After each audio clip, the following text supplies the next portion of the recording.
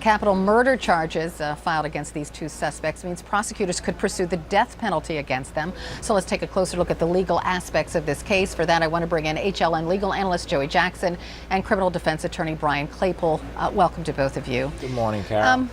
Joe, I want to start with you because Carol. we were talking briefly in the commercial break about how dangerous routine traffic stops can be. You know, interestingly enough, Carol, from my earliest days as a prosecutor, when the officer would sit across from me and we would write up the charge, I would say, so it was a routine traffic stop, and they would remind me that there's nothing at all that's routine about a traffic stop. And even, you know, it's a bad habit, I might say it now, and I'm reminded again. But unfortunately, you're reminded through cases like this, where you see it's anything but routine. An officer stopped someone, apparently noted something was amiss because they called for backup, and now you have two people dead. So certainly a very dangerous job, and you know, now it'll move forward where there will be an accountability process, and that accountability process starts today in terms of the court appearance when they're brought before the judge and bail set, and then ultimately a grand jury convenes for an indictment. And of course, Brian, investigators will have to put together how exactly this went down because, you know, as Joey said, there was a call for backup. Do you think there was a dash cam video or something like that?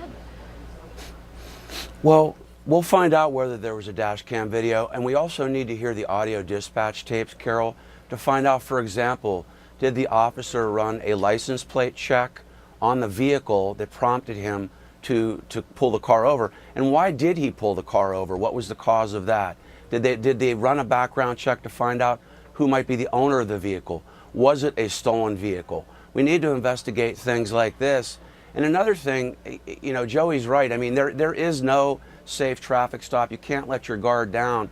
This is an unfortunate, grim reminder, too, that when you're pulling a car over in the evening like that in a corridor, a lot of times it's best to have two officers. So if there's anything we can learn from this, two officers, one coming up from the side of the car on the passenger side, and then the other officer on the driver's side. So we can always learn from a tragic situation. So hopefully this might happen here.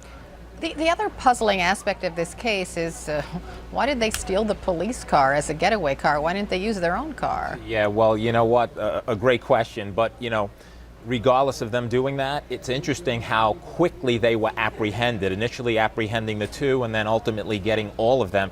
And when you look at each charge, remember, as you mentioned, Carol, this carries the death penalty in Mississippi, capital murder charge for taking the life of a police officer. And in addition to that, there's the accessory after the fact charges. So if you harbor and provide aid to someone who commits a violent felony, certainly that becomes problematic in that you could face up to 20 years for that alone. And so even that charge, the hindering prosecution charge, the possessing a weapon when you're a felon and you shouldn't have one. So there's a lot of accountability to be had here, and I would think that the police certainly will be very motivated, as will the prosecutor, to get justice, whatever that means when you have two officers who are dead. And just very briefly, Brian, what's going to go down today in court?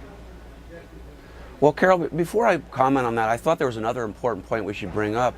Two suspects had prior serious felony convictions for weapons charges. So I think at some point we do have to look at the criminal justice system there to find out why these two thugs were actually released and on the street. I think that's an important point. And today I believe will be a bail hearing to answer your question. And I don't think either of these thugs will receive a bail. I think they won't have any bail. All right, Brian Claypool, Joey Jackson, thanks to both of you. I appreciate it.